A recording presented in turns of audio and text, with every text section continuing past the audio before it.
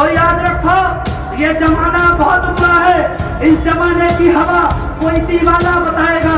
ये जमाना बहुत बुरा है। इस जमाने की हवा कोई दीवाना बताएगा। और ना जाओ मजलिस वालों के रिवाज पर, हम क्या चीज है ये आने वाला 22 बताएगा। ये आने वाला 22 बताएगा। ये नजाकत अली कम्बोर सिर्फ 5 मिनट आप लोगों के बीच में रहेगा। मेरी कुछ ईको कम कर दे भैया, ईको थोड़ी सी कम कर दे। कोई साथी ताली नहीं बजाएगा। ये सपा और बसपा का मंच नहीं कि सम्मेलन पिछड़ों का और पौवे 500 रुपए वाले आए हो। सम्मेलन मुसलमानों का हो और तमाम दलित आए हो। सम्मेलन दलितों का हो और मुस्लिम टोपी लगा कर दिखा रहे हो कि हम दलितों के सम्मेलन में आए हैं। यहाँ वो लोग बैठे हैं जो असदुद्दीन ओवैसी से मोहब्बत करते हैं, इस देश में भाईचारा चाहते हैं। यहाँ वो लोग आए हैं जो इस देश में परिवर्तन चाहते हैं। यहाँ वो लोग आए हैं जो चाहते हैं कि शंख बजे सीवालों में, अजान लगे मस्जिद में, और यही भावना आजा मेरे भारत वालों में। यहाँ वो लोग आए हुए हैं। इस मंच को सजाने वाले यहाँ मंच पर मौजूद प्रदेश के अध्यक्ष आली जनाब शौकत अली साहब, पश्चिम उत्तर प्रदेश पारी आली जनाब डॉक्टर मेहताब चौहान साहब, जिला अध्यक्ष मोहित साहब और हमारे वकील रशीद साहब और तमाम टीम। मुझे आपने मौका दिया। साथियों, मैं अपनी बात शुरू करने से पहले आपको इन 2 लाइनों से अवगत कराता हूँ कि सच बयां करना है, लब खोलेगा कौन? आज हम नहीं बोले तो कल बोलेगा कौन? ये नजाकत अली राजनीति करने के लिए नहीं आया। ये नजाकत अली उस परदादा का पोता है जिस दादा ने इस देश को आजाद कराने के लिए 142 दिन जेल में काटे थे। 1947 15 अगस्त को एक लड़ाई खत्म हो गई थी। गोरे अंग्रेज इस देश से चले गए थे, मगर अब एक लड़ाई असदुद्दीन ओवैसी साहब ने शुरू की है। इस लड़ाई में तमाम वो हिंदू, तमाम वो मुसलमान, तमाम वो सिख हिस्सा ले रहे हैं जो चाहते हैं हमारे देश में भाईचारा पैदा हो, सबको अगर इंसाफ मिले। कुछ लोग कहते हैं कि ओवैसी साहब मुसलमानों की बात करते हैं। कुछ लोग कहते हैं कि ओवैसी साहब 100 सीटों पर क्या लड़ेंगे। समाजवादी बसपा के लोगों 100 कान खोलकर सुन लो, ओवैसी को वोट कौन देगा? ये भी सवाल उनका होता है। मैं आपकी अदालत में एक सवाल छोड़कर जाता हूँ, वोट मत देना मजलिस को, मगर अपने गिरिबान में झांक लेना। अगर मेरे सवाल सही हो तो एक दूसरे से चर्चा करना, अगर मेरे सवाल सही ना हो तो उस बात को आगे बिल्कुल ना कहना। मेरे भाइयों, बुजुर्गों, दोस्तों, ओवैसी साहब को आने की कोई जरूरत नहीं थी। इस देश के मुसलमान ने 72 साल पंडित जवाहरलाल नेहरू से लेकर मुलायम सिंह तक, अखिलेश तक, माया तक, चौधरी चरण सिंह तक अपने नेता तमाम हिंदू भाइयों को मारने का काम किया है। मगर जब उन्होंने हमें हम पर इंसाफ नहीं दिया तो इसलिए असदुद्दीन ओवैसी साहब को हैदराबाद से चलकर यहाँ आना पड़ा। कुछ लोग कहते हैं कि यूपी का कोई नेता नहीं है, असदुद्दीन साहब क्या करेंगे? अरे यूपी में नेता सपा और बसपा में भी नहीं थे, वही चूरन बेचने वाले, वही साइकिल चलाने वाले नेता बने हैं। आने वाले वक्त में यह नजाकत अली, मेहताब चौहान और वकील रशीद साहब यहाँ के नेता होंगे। आपको भी आजम खान, नसीमुद्दीन सिद्दीकी के रूप में ये तमाम लोग नेता मिलेंगे। आप हमारी पोशाक को समझ जाए, आप हमारी मजाक करते हैं तो ये मजाक एक दिन आपको बता देगी कि हम वो दीवाने हैं कि जहाँ चाहते हैं, जैसे चाहते हैं अपनी बात करते हैं, लोगों के हकों की बात करते हैं। हम गुलाम नहीं है। अगर ये एमपी एमएलए गुलाम न होते, ये नजाकत अली सीना ठोक कर कहता है, ऐ 64 मुसलमानों, आप समाजवादी सरकार में थे, माननीय मुलायम सिंह यादव के साहबजादे ने 5 वादे किए थे। ऐ मुसलमानों, मुझको वोट देना, सबसे पहले आपको 18% नौकरी दी जाएगी।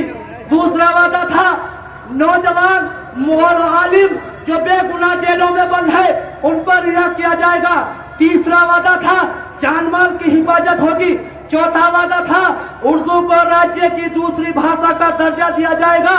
5वां वादा था कब्रिस्तानों की बाउंड्री होगी। ए मुरादाबाद की सरजमी पे आज ये जो जलसा हो रहा है, समाजवादी का गढ़ कहने वाले लोगों, मेरा सवाल है कि मुझे जवाब दीजिए। आपको 18% नौकरी नहीं मिली, बल्कि हमारा भाई जियाउल हक को कुंडा में समाजवादी के गुंडों ने मार दिया गया। मेरे भाइयों, हमारे आलिमों को, नौजवानों को बेगुनाह जो जेल में बंद थे, कोई भी यहाँ नहीं हुआ, बल्कि मौलाना खालिद मुजाहिद को पुलिस की सुरक्षा में बाराबंकी में मार दिया गया। उर्दू को राज्य की दूसरी भाषा का दर्जा नहीं मिला। मेरे भाइयों, बुजुर्गों, दोस्तों, जान माल की हिफाजत नहीं हुई। 18 दंगे हुए। सबसे बड़ा दंगा मुजफ्फरनगर का, डासना, मसूरी, इलाहाबाद, कोसीकली, आजमगढ़ के होते हैं। मेरे भाइयों, जिंदों के लिए 4 काम थे। एक काम समाजवादी सरकार ने नहीं किया, मरने के बाद का इंतजाम किया है, कब्रिस्तानों की बाउंड्री कराई है। बता दिया है समाजवादी के लोगों ने कि जिंदों के लिए हमारे पास कुछ नहीं, मरने के बाद का इंतजाम है। ठीक है अखिलेश जी, आपने भी हमारे साथ वादा खिलाफी की, मगर मैं उन 64 गुलामों से पूछना चाहता हूँ, आप तो सत्ता में थे, आपने हमारे हक की बात क्यों नहीं कही? क्योंकि उनको टिकट चाहते थे, उनको टिकट चाहते थे। वो टिकट और एमपी की लड़ाई लड़ते हैं। असदुद्दीन ओवैसी और मजलिस के सिपाही हक और इंसाफ की लड़ाई लड़ते हैं। फैसला आपको करना है। बहन कुमारी मायावती को हमने अपने नेता माना। मेरे भाइयों बुजुर्गों दोस्तों, जो भाजपा ने नहीं किया, भाजपा अब कर रही है, वो बहन कुमारी मायावती पहले कर चुकी है। बहन कुमारी मायावती ने संभल का नाम बदलकर भीमनगर रखने का काम किया, मिर्जापुर का नाम बदलकर विधाजी नगर रखने का काम किया। मेरे भाइयों बुजुर्गों दोस्तों, अमरोहा का नाम बदलकर ज्योतिबा फूले नगर करने का काम किया। शुरुआत बहन कुमारी मायावती ने की है और आज भाजपा उस पर अमल कर रही है। मेरे भाइयों बुजुर्गों दोस्तों, मैं पूछना चाहता हूं, आखिर आप कब तक इस तरह से लुटते और पिटते रहोगे? आपने अपने वोट के हक, अपने वोट के तरीके को, अपने वोट के तरीके को, अपने वोट को सही तरीके से इस्तेमाल नहीं किया, इसलिए आज तबाह और बर्बाद हो। जो चाहता है, जहाँ चाहता है, जैसे चाहता है, आपको जेब पत्री में, आपको मर्डर में, आपको लूट में, आपको डकैती में गिरफ्तार कर लेता है और कोई आपकी रहनुमाई करने वाला नहीं। हाँ, अगर चाहते हो मेरे दलित भाई की तरह 11,000 का कांड बनना है तो बहन कुमारी मायावती का समाज जैसे नेता मानता है, बहन कुमारी मायावती को, आप लोगों को असदुद्दीन ओवैसी साहब को अपना नेता मानना होगा। आज देखा आपने कासगंज के अंदर एक अल्ताफ नाम के लड़के को पुलिस की सुरक्षा में मार दिया गया। मैंने अखिलेश जी का ट्वीट पढ़ा है, मेरी जेब में मोबाइल में मौजूद है। आपने लिखा है एक नौजवान युवक को पुलिस की सुरक्षा में मार दिया गया, तुम्हारा तो नाम भी लेने में शर्म आ रही है। अभी पूर्वांचल में परसों एक प्रोग्राम था, वीडियो हमारे पास है, मौजूदा चेयरमैन है, मंच पर जगह नहीं दी गई। अरे ऐसी जिंदगी से, ऐसी राजनीति से, इस गंदी राजनीति से तो बेहतर है कि अपने घर में बैठ जाए, जो आप अपनी बात भी नहीं कह सकते। मेरे भाइयों बुजुर्गों दोस्तों, याद करना होगा, तरीके को हमने नहीं समझा। अगर समझ लेते तो आज हमारे साथ ये नहीं होता। जब चुनाव का माहौल होता है, हमारे बीच में गाड़ी आती है, पहली गाड़ी कांग्रेस की होती है और वो कहती है, ऐ मुसलमानों, कांग्रेस के पंजे पर मोहर लगाना, भाई शफीक अहमद को जिताना, सपना साकार पंडित जवाहरलाल नेहरू का करना, हाथ सोनिया राहुल के मजबूत करना। वो चले जाती है। दूसरी गाड़ी आती है, समाजवादी के साइकिल पर मोहर लगाना, लोहिया के सपनों को मजबूत करना, हाजी यूसुफ साहब को जिताना है और हाथ अखिलेश जी के मजबूत करने हैं। वो चली जाती है। तीसरी गाड़ी लोकदल की आती है, नल के निशान पर मोहर लगाना, अजीत सिंह जी के हाथों को, जैन जी के हाथों को मजबूत करना, सपने चौधरी चरण जी के साकार करना। फिर चौथी गाड़ी आती है, हाथी के सामने वाला बटन दबाना, भाई नजाकत अली, शराफत अली, दानिश अली को जिताना, सपना काशीराम का साकार करना, बहन कुमारी मायावती के हाथों को मजबूत करना।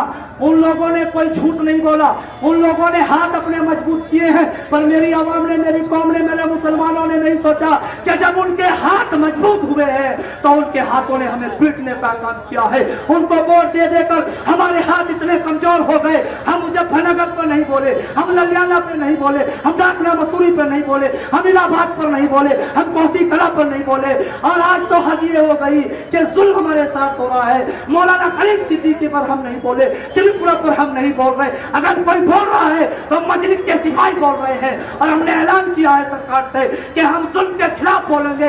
आपकी जेल छोटी पड़ जाएगी, मजलिस के सिपाही जेल में जाने से कम नहीं पड़ेंगे। मेरे भाइयों बुजुर्गों दोस्तों, मैं अपनी बात खत्म करता हूँ, वक्त इजाजत नहीं देता। अगर मेरी बात कुछ समझ में आई हो तो नोट कर लेना और याद रखना। इन 2 लाइनों के साथ बात अपनी खत्म करके जा रहा हूँ। जो सब आपस पके ये कह रहे हैं कि क्या करेंगे, तो याद रखो, ये जमाना बहुत बुरा है। इस जमाने की हवा कोई दीवाना बताएगा। ये जमाना बहुत बुरा है, इस जमाने की हवा कोई दीवाना बताएगा। और ना जाओ मजलिस वालों के लिबास पर हम क्या चीज है, ये आने वाला 22 बताएगा।